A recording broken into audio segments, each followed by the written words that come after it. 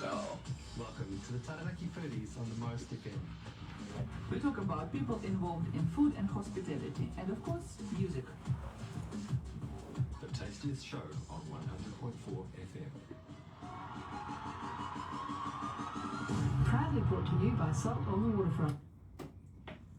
Hello, hello, hello. Welcome to the tastiest food show on the Most FM. Taranaki Foodies. It's us, Alina Williams and Warwick Foy in the studio with the red walls. And we have amazing, enlightened guests in the studio today. It's Bhavani and Ram from Sanctuary Hill Wellness Retreat. Welcome, guys. Thank you so much for having us. Awesome. You are so not nervous. You're probably the first guest in our studio that's actually not nervous. You just come with your inner light, and there's like a little bit shining around you. Let's listen to the first song you have chosen for us, Proud by Heather Small. Yes.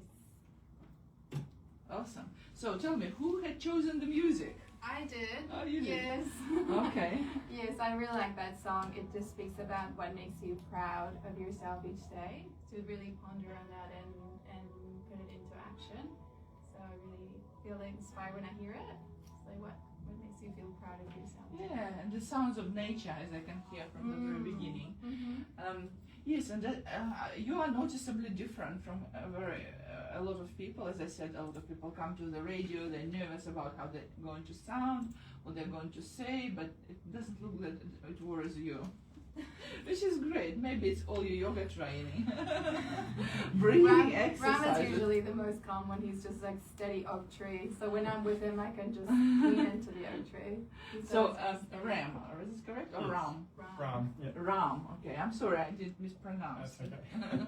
So is the full form of the name? Sorry. Is it the full name or is it shortened? It is basically, it's like a nickname that my yoga teacher gave me. So Oh, yeah. spiritual name if you like. Yeah, we all need it. Are we allowed to know your real name? Yeah, sure. Real name's Richard. Ah. Not so exotic. Yes. Do you still respond to your real name? Yeah. If I go to the bank and my family still call me Richard and that sort of thing.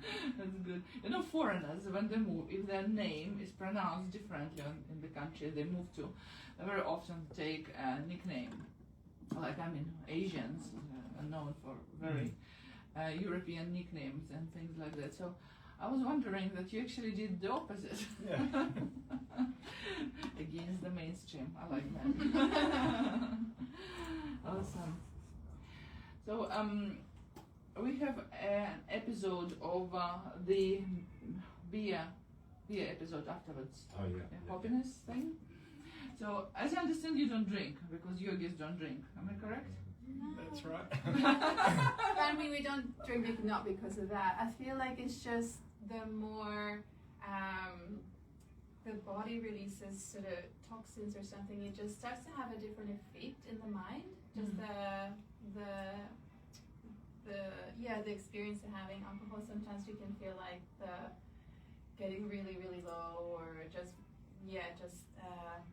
that would Takes you from the kind of a path of stability and neutrality. That's what you mean. Yeah, just being much more present. Yeah, kind of switches that off. As I feel, we all kind of need sometimes that, just a little bit of that switching off from so much buzz.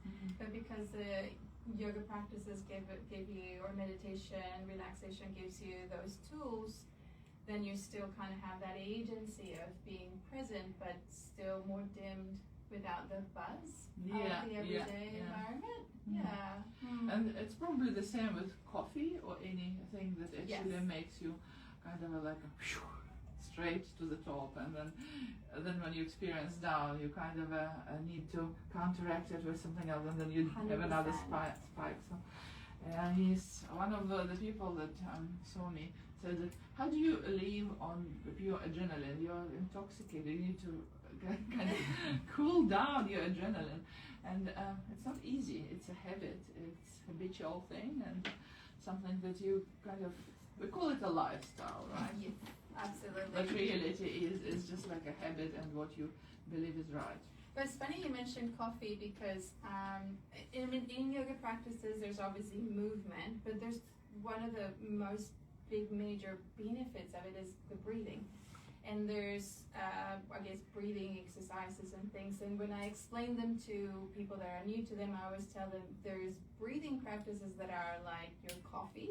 There's breathing practices that are like your chamomile. There's breathing practices that are like your water. Wow. So there's breathing practices that could be your daily hydration. There's some practices that when you're feeling really low or lethargic, oh yeah, go for it. Welcome back to Taranaki Foodies, the tastiest food show on 100.4 FM. It's us, Alina Williams and Warwick Foy in the studio with the comfortable red walls. And we have an amazing couple here who filled the studio with a golden light.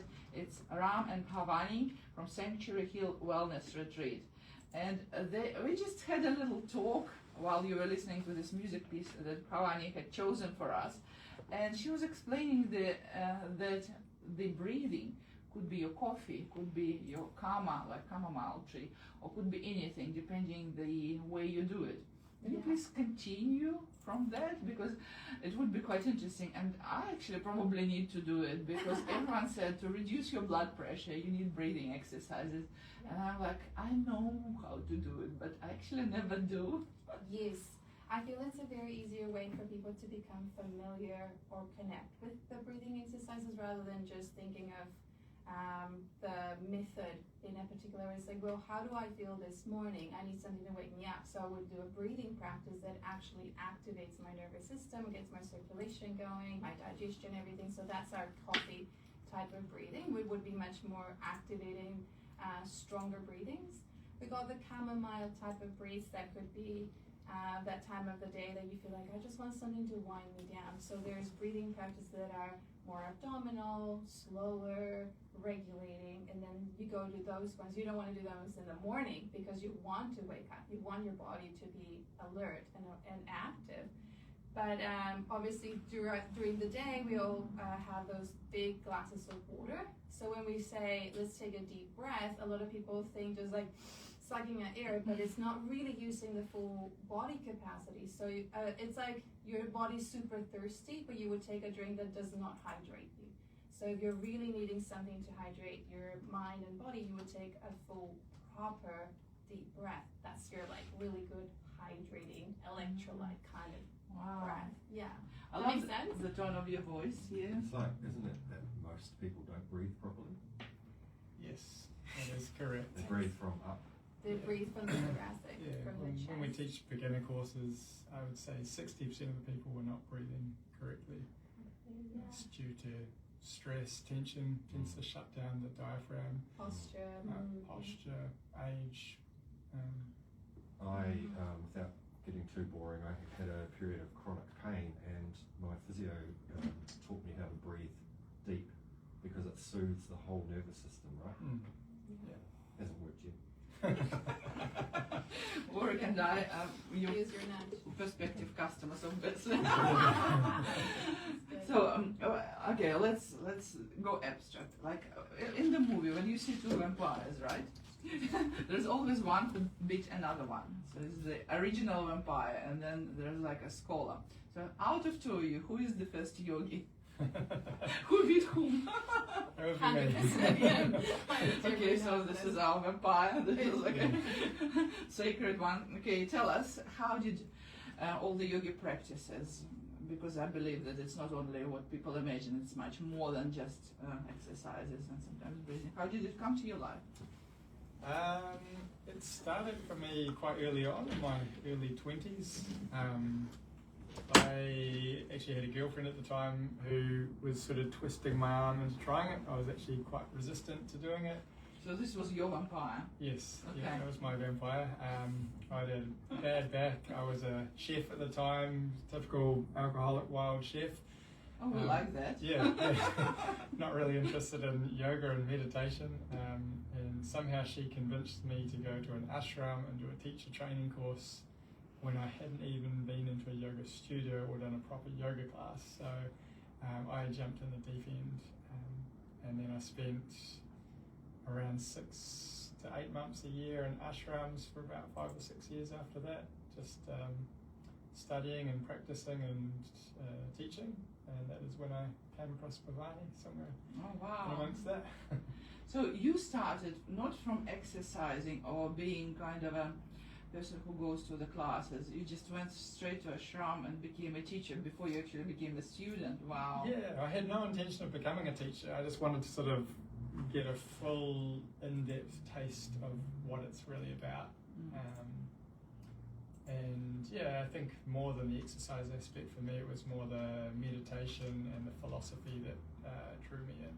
Wow. And the breathing. So we have pleasure to see you in the studio. So your voice that people hear on air and your picture actually combine for us. And those who don't see it and listen to the radio, please go onto our Facebook group or Instagram to see those people. But honestly, if I would hear your voice without seeing you, I wouldn't be able to say how old you are. Because sometimes you hear the voice and you say, oh, this is a child, this is a teenager, this is a person in their 20s, the 30s. But you could be anything. How, is there something part of the yoga that you might think affected that? Well, we do a lot of work with our voice too. Sound is a big part of yoga in some areas too. But I guess becoming calmer, cleaner and clearer, breathing, your breath is a large part of how your voice sounds. So I guess all of that influencing would have to do with how we sound. Probably. And also, Bhavani, you sound so mellow and so soft and so feminine. It's unbelievable. So, but I've heard you speaking foreign language. Your English is amazing. Like I would never actually guess that you are not from here somewhere. But seeing you with the Spanish-speaking community, I guess that you are from Spanish-speaking country. Is that correct? Yes. Tell us your story. Yes, I'm from Mexico, and definitely my voice was not like this growing up. I mean, not in a bad way, but I feel like finding that soothness into yoga has really helped much more how much my expression has developed. My voice has changed for sure. Even the tone, the pace of it. Even I guess when Ram hears me speaking with my family just in Spanish, he's like, "Why are you guys fighting?" And I'm like, "We're not fighting. We're just talking. We're just talking normal. We're just like so passionate. So we're just used to that." Part of my story is at the time I also had never really dipped myself so much into the philosophy aspect of it or the wellness part of it. I was just seeking something that I could do as exercise because I was not great at any sport, not running, basketball, soccer. And actually it was later I found out it was just the huffing and puffing that I couldn't maintain a breathing while I was doing any cardio. So I found yoga in a gym and it just felt something like athletic in a way that I could actually maintain some form of comfortable breathing. So I was really curious about that. But I kind of went deeper when I found a really good teacher at a point in my life when I was going through quite a lot of emotional stuff. And I was just kind of leaping through that time of my life of going through a tough time and then going to yoga. My best friend would pick me up in the morning before work. We would go. My studies is architecture, so I worked as an architect for years. We would go to yoga in the morning, we would just move, and then I would just cry my eyes out in the relaxation and just go to work, and then go again in the afternoon, move, cry my eyes out again in the relaxation. Just what is happening to me? I just couldn't understand. But I just felt I was just moving through that emotional waves, and I just felt better every day, much clearer, more centered.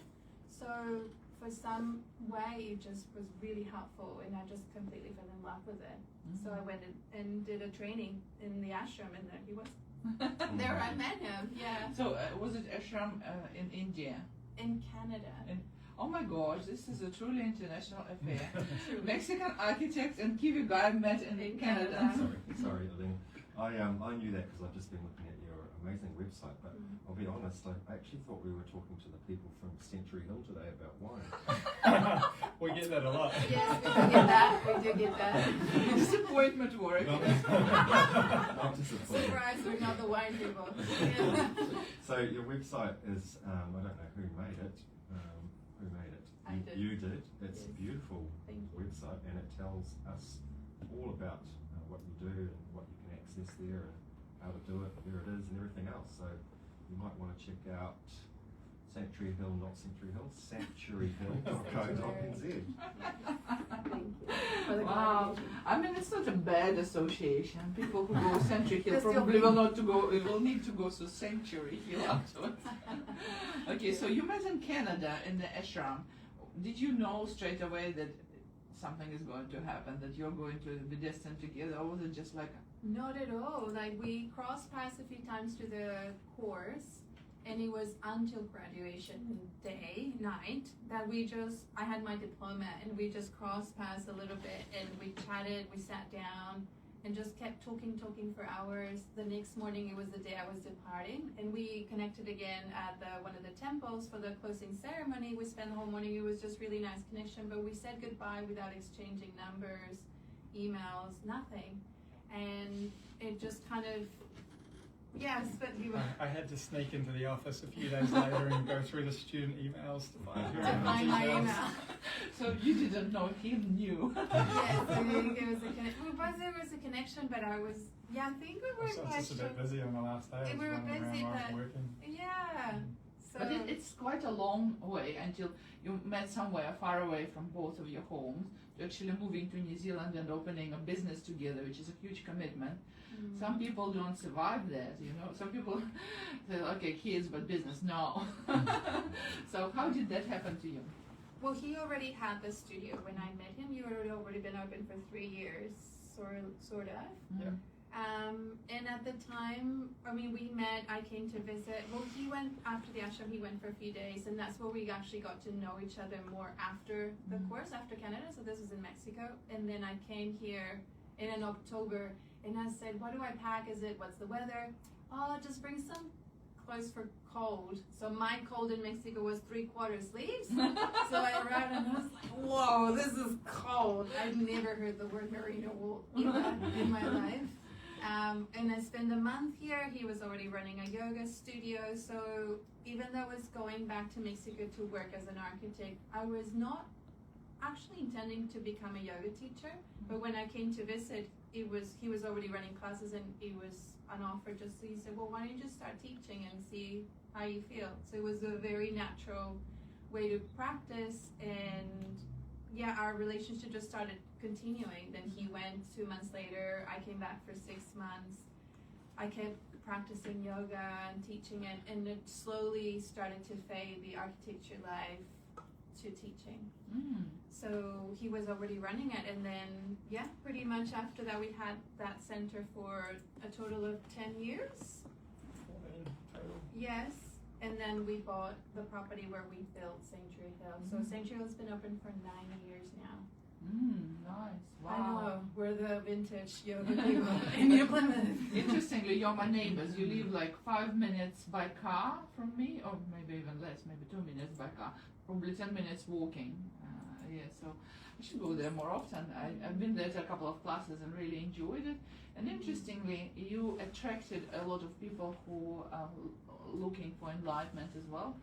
So I know that Marcella was doing something there, but also Clara from Spain. Yeah. Tell me something. Like everyone who imagines a yogi, they think that it's a very, very grounded, centered person who doesn't lose their cool, who eats clean and clearly. But you came from Mexico. This is a place of emotions. This is a place of fiery food. This is a place of going through the problem by talking and gestures, should I say. So how did that work in your household? You mean like the Yeah, just- fire culture? Yeah, well, the fact that your culture doesn't have something like yoga there. How did we survive without it? How did you adopt it? How do you become who you are now? And how big a part of it is Mexican? And I love that actually when you were saying this concept of the thought of enlightenment is the goal or for some form in yoga practice, but then you mentioned the word, how did you adapt? And that's what I really love, because I feel the goal of this, are you going to speak? The whole goal of this practices and meditations is our centeredness, our wholeness. And how do we come to this? It's like finding this balance. And balance, when you think of any balancing pose in yoga, is not just standing there still. Is you're adapting yourself all the time. Your foot, gravity, space. So always is about adaptation. So yeah, coming from a very fiery culture and then learning yoga and coming to New Zealand, the world of politeness, I feel for me that this balance is about adaptability. Like really the wholeness and knowing ourselves is how do we adapt. Follow-up questions. Yeah. Can we go deep? Can I ask you about faith? Go for it, yeah. So you come from a country which is strongly Catholic. Did you have to set aside or reconcile your any faith with yoga, which is generally associated with Buddhism? That's a really good question. I did grow up very upbringing religious. My dad was going to be a priest when he was young. He was studying in a monastery. So that's really ingrained in that. And I feel I went through my teenage years really pulling and pushing through those questions, things that didn't make sense to me anymore, and I just was trying to find a way around it or above it or beneath it. At the end of the day, coming out from this studies and embodiment is more about encompassing all and the essence of them all. So I feel like I'm more appreciative of the essence of what I grew up with rather than the detail of it. So I don't feel I've alienated myself from it. I feel like I connect to it from a much more essence space. Does that make sense? That's a good answer, yeah. I always think mindfulness is sort of the trendy thing, but really it's nothing new. We've always had either prayer or meditation or whatever you want to call it. It's just that time to reflect and balance. But the second follow-up question is, explain what you mean by us being polite, please. please. Not all of you. A very clear example I give is my mum and dad always talk about this. You enter in New Zealand, those of you that are not from New Zealand, you come into a roundabout and then there's cars and then it's like, oh, you go first. No, you go first. No, you please go first. So there's always that that consideration for the other. In Mexico, we're so crowded. It's quite competitive. It's like, I go first. No, I go first. I was here first. One more follow-up question then. How do queues work in Mexico? The queues. Queue as in a line of people. Like in the supermarket. Push to the front, otherwise you'll never get. Oh yeah, you'll never get So there. they're not Totally, yeah. orderly. No. Everyone pushes. Totally. I have Yeah. seen that in some countries, and also the driving style can be reflected in that as well. Like in Southeast Asia, there's 3 lanes. There's 2 lanes, but there's actually 3. Yeah. There's It's actually 3. Yeah. Yes. Yeah, there's sort of ones that just push through in the middle, and they yield to the bigger vehicles, and it always works. Mostly, Yeah. always works. We had this conversation with your family the other day, just like how honking is a no-no in New Zealand, that you should rude. never honk. But in Mexico, it's so welcome. Like it's so like it means a hello. It means like, hey, don't forget I'm behind you. It means like, hey, don't be. Hurry up. Hurry up! Like we honk all the time. Like when we're driving, it's like just honking. It's like no, I would not never honk. I agree with you. New Zealand is painfully diplomatic. Sometimes you expect a direct answer, but you don't get it, so they prefer not to answer you at all. It's a very Asian thing, but once you figure it out, you kind of know what people tell you. Yeah. So I think it's a perfect time to listen to your second song today. It's called Ride the Feeling by Rumdo. That's for all the. Right. While we're listening, you can open your dish and explain us Yes. now, and maybe Mikari will try it. Maybe Warwick will try it. Depends on what These you are a little like. simple. Just Okay. these are bliss balls, Oh, that's Mikari. but they Because are they're sweet. they're made a little differently, I guess you'd say. The nuts and seeds are activated. Oh. Activated. So that means they've been soaked and brought back to life, basically. There's also some ceremonial grade cacao. So cacao in that Mikari. form is like a Piece. medicine in Oh. a sense. That is So this is your chefing background. coming in handy? Yeah, I guess. I mean, I don't really consider myself a chef anymore, but yeah, still like to dabble, I guess, here and there. Would you like to take a photo? Oh, sure. Did you work around here? No. I did my training in Wellington and then pretty much moved to Australia pretty close after that. Worked in Sydney for a bit and Perth for a little bit. And then I worked in the yachting industry in Europe for about 6 years. If someone would tell you when you were a 5-year-old, like, oh my gosh, you're going to teach people yoga, what would you say? I wouldn't have even known what yoga was. Totally. How fun! Like, poses and rolling around the ground. I think when I was young, yoga was around because it was the 70s and there was a little bit of leftover hippie stuff. Yeah. I don't mean to be rude saying that. No, not at Yeah, all. yeah. It was So a very long. Yeah, there was that sort of fringe, Yeah. but for the mainstream it was not common. Yeah. And then it started to become quite common maybe in the 90s. Yeah. Mm. Not sure why. It's exploded a lot, even business-wise. Yeah, early 2000s as well. It was So, really It's become a big industry. So what's wrong with Nitley? How am I going to get my doll? I'll just send him a Facebook chat message. It's the best doll. It is. Yeah. It's like biryani as well. Yes. Mhm. Okay, so I have a question to you when we are back on air, because we are going to go through some stereotypes about yoga. Yes. I love Yes, that, sir. yes. I've No, probably but- been through many of them and still have some and left others. Totally. Kari, will you want to do the review? Yeah. Okay. So this is our tester, taster, and reviewer. So you'll do it once we're back on How's air. the taste? Don't believe that. He'll roast you and wouldn't even. Well, I'd like to try it. Yes, good. I might not eat all of it. Oh, you got. 'Cause I don't have thought a sweet this was a good thing to show because I remember because he had a bit of a time where he had a job at an agency when we first started opening Sanctuary Hill, and he had this Christmas where he had gifted so many chocolates, so many from his clients, and then he would bring them home, and I would start having lunch and then having one chocolate for dessert, and then I would go, oh, go for it. Welcome back to Taranaki Foodies, the tastiest food show on the Most FM. It's us, Alina Williams and Warwick Foy on 100.4 FM. And we have an amazing couple here. And they're Bhavani and Ram from Sanctuary Hill Wellness Retreat. And they brought a very interesting dish, which looks like a healthy coconut cocoa bowl type of thing. And what's the ingredients there, Ram? So there's activated nuts and seeds, so almonds, cashews, sunflower seeds, some flax seeds. Protein full. So it's quite protein heavy.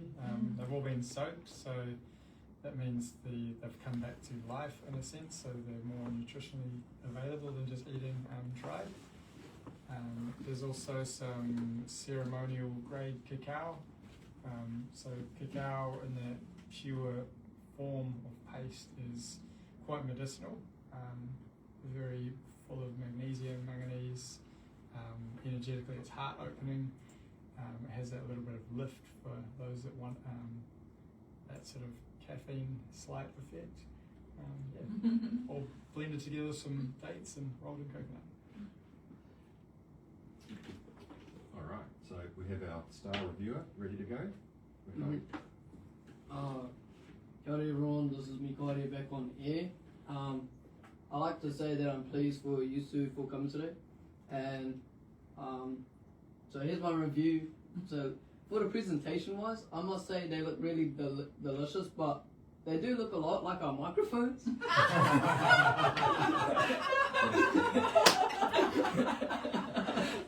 That's good. But I can definitely feel like the activated nuts in there, which is really like whoa. It's a different like sensation. I'm definitely having another one. And for the flavor wise, I'll give it definitely a 10 out of 10. Like not too sweet, not too like bitter, but it's in that perfect balance. So Wow, Thank you you much. made it. It's not very often we get 10 out of 10 in the studio. Never. So the second But one. I think because he's just going to the gym and he's growing his muscles a lot, and I think this protein-based thing is super good for kind of young people who want to kind of grow. Questions. So we are going to go through the stereotypes that a lot of people ask about yoga, right? Yes. So my first one will be, everyone believes that every yogi is a vegan. Is that true or not? No. So traditionally the yoga diet is vegetarian. Not vegan technically, but a lot of practitioners are vegetarian, but many are not. I think practicing yoga doesn't necessarily mean you have to restrict your diet. What I do notice is that people who take yoga seriously and practice a lot, you become more healthy, so you feel more drawn to eating healthy. And for some people that leans more towards vegetarian, but not for everyone. I've got three. The first one is the most famous one, yoga mum. What is a yoga mum? What is a yoga mum? I don't know. Have you not heard of this? I don't know. I think I've heard the term, but I guess it's just mum that does yoga. I think I went to the vaccine protest at Parliament as an observer, I emphasise. I happened to be there and I walked through just to see what it was like, and there were people there who were described as yoga mums. So I think it's kind of fringe, on the edge. Like alternative. Alternative, Kind of that's the thing. word. Alternative That's the people. word. Yeah, dabbling in Interesting. alternative. Even though you could say yoga is not really that alternative, it's quite mainstream. Yes. But there is a prototype to it. It's like yoga pants and like Yeah. yoga hair. I know what you So, mean. so that's my second one, is dabbling with dreadlocks. Well, Is it true? I've never had dreadlocks, but yes. I had dreadlocks, but that was actually Before yoga. That was more on my pot smoking days. Oh, And Good the on you, third then. one, which I kind of already referenced, is sort of vaccine skeptical or science, medicine skeptical. I'm not saying anti-vax, I'm just saying questioning, doing your own research. I think 100% Yeah, I think research. yoga in general leads you to questioning more. One of my yoga teachers, particularly in philosophy, was the whole idea is to question everything. Question until you reach the truth, onto what you find the truth to be for you.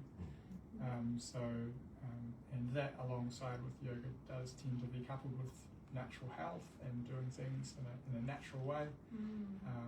I guess that's the direction we always approach things with. Another interesting stereotype I've heard, that if you start practicing yoga and getting into depth of it, you're tuning into Hare Krishna people. Tell us your response to that. So the yoga has many different branches. One of those branches is called Bhakti Yoga, which is the singing and the chanting, which the Hare Krishnas, I guess, focus on that as a main principle of the yoga they practice. But that is just one avenue or one path of yoga. And another one, it came from completely different target audience. They said that to do yoga, you lose all your muscles, and it's not for muscular people and super achievers. How do you respond to that? No, I think that's definitely being debunked a lot with yoga therapy coming more afloat, because it is much damaging for the body to go to such extreme movement positions. So it is more just keeping the body supple, but more and more the yoga is transforming to be much more adaptable to the body, into more mobility rather than flexibility. This is not so much a stereotype as is there crossover with other medical interventions like acupuncture or meditation or hypnotherapy, or are there links and crossovers with other types of therapy? With Yeah. meridians. Yeah, absolutely. I mean, anything Eastern based tends to have overlaps. Yoga comes from the Vedic system in India, which also there is Ayurveda, which is a medical system or the science of life. And within Ayurveda, there's numerous different pathways of healing and medicine and using herbs, massage, food. And within that system, the Vedic system, there's also astrology, architecture. Mm-hmm. There's Like feng shui. there's a lot of there's a really big science and they all overlap with each other. Yeah, it's really deep. Like, as much as you think you go deep, you haven't even scratched the surface. I still feel like such a beginner. So much deep into that. You can go for years and years of study. Yeah. Mm. So you told us what happened in the past, and you told us what it is in it for you now. What's happening in the future for you? Mm. You asked for deep. Here we go. Yes, here we go. I mean, I love, I think, the plans where we're now. We started as a yoga studio at the beginning, small family. Our kids are growing. We have developed much more skills in our profession.